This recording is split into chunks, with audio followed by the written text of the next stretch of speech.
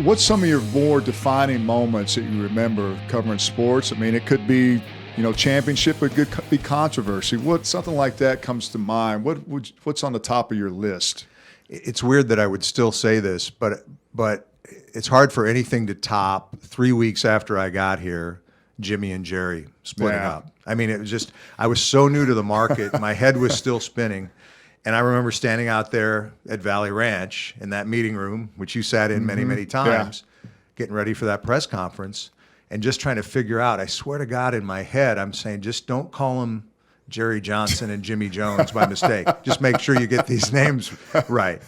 And I mean, I think it was only a few weeks after that, maybe months after that, that I realized the enormity of the story that I just covered, that we had all covered.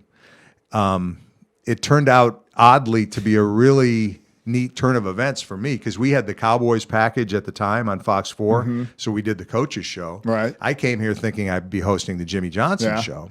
Turns out I was hosting the Barry Switzer show.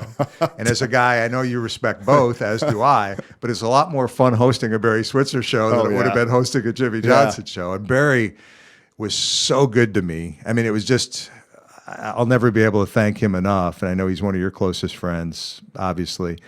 So it's kind of funny how things work out. But I think of that in terms of just the most fun time I've had. It was probably the Stars 2 years where they went to the Stanley Cup Finals and won it once. There was just something about those guys. I don't know if it's because I'm from up north and they're all from up north. Or I got to know a lot of those guys. And you get to do some features that really stick with you. I remember Johnny Oates, the great Rangers manager, a few years after he left, was diagnosed with with cancer, and he allowed us to come out to his home in Virginia and do a feature with him. And it was I remember that. Man, it was just the most emotional thing I've ever covered.